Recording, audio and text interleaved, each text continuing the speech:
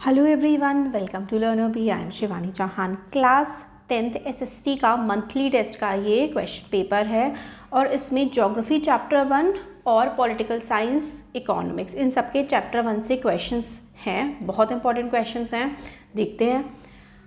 और हाँ, इसका पीडीएफ आपको हमारे टेलीग्राम ग्रुप पर मिल जाएगा। टेलीग्राम ग्रुप का लिंक आपको डिस्क्रिप्शन बॉक्स में मिलेगा। क्वेश्चन 1 है, small is beautiful is written by whom. तो स्मॉल इज ब्यूटीफुल लिखी है जर्मन इकोनॉमिस्ट एफ शूमेकर ने। अब देखिए, ये शूमेकर है कि शू मेकर है, अब नाम तो ये फिरंगी लोग हैं तो इनके अलग अलग ही होंगे। Explain cultivable waste land. तो देखो, कल्टिवेबल वेस्ट लैंड होता है जिस पे कल्टिवेशन की जा सकती है, बट किन्हीं रीजंस की वजह से उस पर खेती नहीं की जा रही है, उस पर घास फूस वगैरह उगी हुई है, तो वो कल्टिवेबल वेस्ट लैंड बोल देते हैं। क्वेश्चन 3 है, total geographical area of India is 3.28 million square kilometre. Land use data however is available only for 93% के लिए लैंड यूज डेटा अवेलेबल है। क्वेश्चन 4 है, in which year Sinhala became the official language of Sri Lanka. तो ये हुआ था 1956 में। क्वेश्चन 5 है, ये क्वेश्चन 4 इंपॉर्टेंट है, बहुत बार आता है एग्जाम में। क्वेश्चन 5 है, ट्रू फॉल्स बताना है। In the capital city Brussels 20% people speak French, 80% Dutch. False है, क्योंकि कैपिटल सिटी में 80% लोग फ्रेंच बोलते थे और 20% डच बोलते थे। क्वेश्चन 6 जो है, मैच द फॉलोइंग करना है। तो power shared among different organs of government. तो डिफरेंट ऑर्गन्स जैसे कि एग्जीक्यूटिव, लेजिस्लेचर, जुडिशरी, तो इनके बीच में जो पावर शेयरिंग होती है उसको हम लोग क्या बोलते हैं? सेपरेशन ऑफ पावर बोलते हैं। Power shared among organs at different level. तो power share among government at different level, तो वो क्या होता है? State government, central government, state government, local government, central, state, local. तो ये जो होता है ना, ये फेडरल गवर्नमेंट का एग्जाम्पल होता है। तो 2, power share by different social groups. तो फिर कम्युनिटी गवर्नमेंट होती है कि कम्युनिटी के लोग जो हैं वो अपनी गवर्नमेंट टाइप की बना लेते हैं। और पावर शेयर्ड बाय 2 और मोर पॉलिटिकल पार्टीज, तो वो कोलिशन गवर्नमेंट होती है, मिली जुली सरकार, जिसको हम लोग हिंदी में बोलते हैं। नेक्स्ट देखते हैं, क्वेश्चन 7 है, ईलम। ईलम जो है वो स्टेट को, राज्य को कहा जाएगा। Question 8, what will be the developmental goal of a landless labour. जिसके पास जमीन नहीं है उस लेबर का डेवलपमेंट गोल क्या होगा? More days of work and better wages. उसको ज़्यादा दिन का काम मिले और उसको अपने काम के अच्छे पैसे मिल जाए। HDI स्टैंड फॉर, तो HDI होता है ह्यूमन डेवलपमेंट इंडेक्स। क्वेश्चन 10 है, what is the other name for average income. तो एवरेज इनकम का दूसरा नाम क्या होता है? Per capita income. क्वेश्चन 11 है, money in your pocket can not buy all goods and services that you may need to live well. Explain. आपके pocket में जो पैसा है वो सारा का सारा गुड्स सर्विसेज नहीं खरीद सकता है जो आपको जीने के लिए चाहिए, क्योंकि आप साफ हवा खरीद नहीं सकते, आप सिक्योरिटी, क्राइम फ्री एनवायरनमेंट खरीद नहीं सकते हैं, आप अनअडल्टरेटेड यानी कि खराब दवाइयाँ आप खरीद सकते हैं, बट आप मेक श्योर कैसे करेंगे कि वो अच्छी है, ख़राब है? हो सकता है बिल्कुल ख़राब हो। तो ये सब चीज़ें फ्रीडम हो गई, पैसे से नहीं खरीदी जा सकती। क्वेश्चन 12 है, एक्सप्लेन अबाउट लेटेराइट सॉइल। तो लेटेराइट सॉइल जो होती है, सबसे पहले तो वो उड़ीसा, महाराष्ट्र, कर्नाटक, वेस्ट बंगाल वाले रीजन में पाई जाती है। और ये जो लेटेराइट वर्ड है ये लैटिन भाषा के शब्द लेटर से निकला है, जिसका मतलब होता है मिट्टी। जिसका मतलब होता है ईट यानी ब्रिक। ये रिच होती है आयरन में और एल्यूमिनियम में। अब 3 मार्क्स वाले क्वेश्चंस हैं। तो देखो, resource planning is a complex process, what it involve.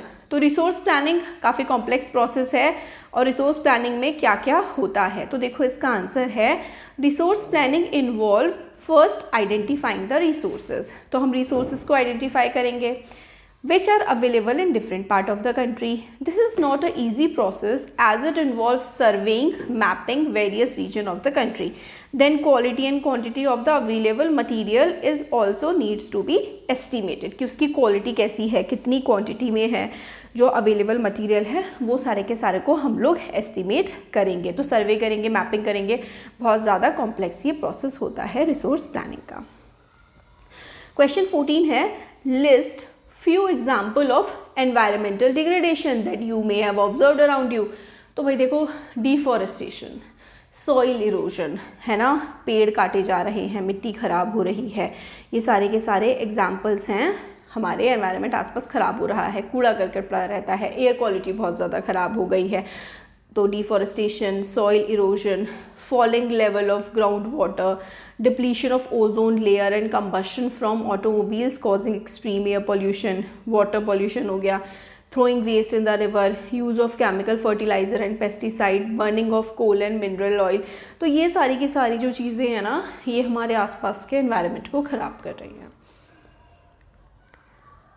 Question 15 है main criteria use by world bank in classifying different countries. तो बेसिकली वो लोग तो पर कैपिटा इनकम की किसकी कितनी आमदनी है वो देखते हैं. What are the limitation of this criteria. भाई हेल्थ का नहीं पता लग रहा, एजुकेशन का नहीं पता लग रहा, देश में लोग कितने खुश हैं, कितना देश में क्राइम हो रहा है सारी की सारी कंडीशन कैसी है, ये सब पता ही नहीं लग रहा है.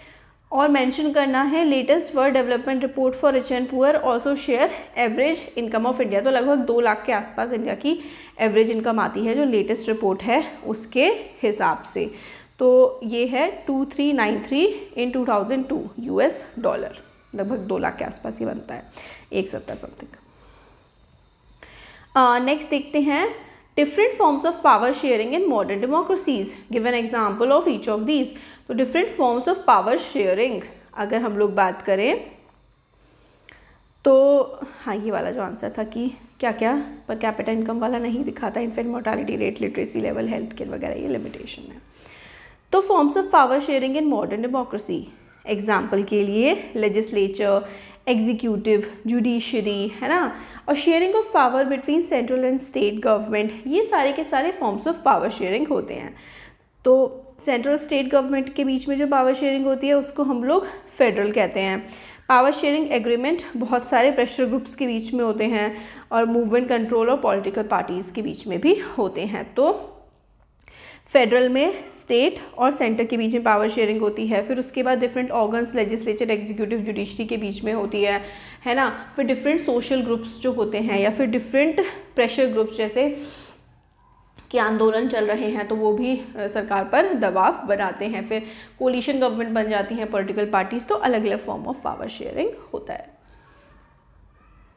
नेक्स्ट देखिए जो सेक्शन ई है आपका सोर्स बेस्ड क्वेश्चंस आते हैं.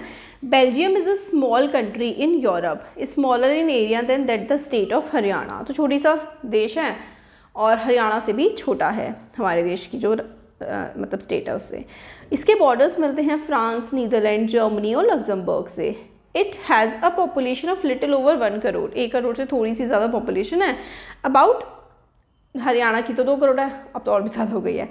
तो ethnic composition of this small country is very complex. Of countries total population 59% Flemish हैं जो कि डच भाषा बोलते हैं. दूसरे 40% जो हैं वो वलोनिया में रहते हैं और वो फ्रेंच बोलते हैं. और बाकी बचा हुआ 1% जो है वो जर्मन भाषा बोलता है. और यहाँ की अगर हम लोग बात देखें तो जो कैपिटल सिटी ब्रुसेल्स है उसमें 80% लोग फ्रेंच बोलते हैं और 20% लोग जो है डच बोलते हैं. तो ये बड़ी मतलब काफ़ी अजीब सी बात है. तो हमसे क्वेश्चन पूछा गया है लग्जमबर्ग की कैपिटल. तो लग्जमबर्ग की कैपिटल लग्जमबर्ग सिटी है. बेल्जियम कौन से कॉन्टिनेंट में है? तो यूरोप में पड़ता है. एथनिक क्या होता है? तो पर्टिकुलर रेस, रिलीजन जो होता है ना किसी कंट्री का उसको हम लोग एथनिक बोल देते हैं. और name different ethnic groups in Sri Lanka. Sri Lanka में देखो सिन्हालीज़ हैं, सिन्हाली है ना, श्रीलंका में सिन्हालीज़ हैं और तमिल्स हैं. और यहाँ पर हमें इसके तो मिल ही गए थे बेल्जियम के, वहाँ पे काफ़ी सारे रहते हैं जैसे कि जर्मन, फ्रेंच है ना. अब नेक्स्ट देखते हैं सोर्स बेस्ड क्वेश्चंस.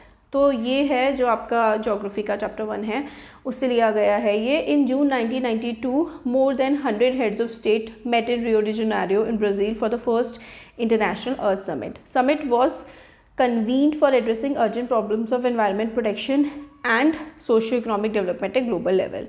तो ब्राज़ील में क्या हुआ था 1992 में, तो इसमें फर्स्ट इंटरनेशनल अर्थ समिट हुई थी।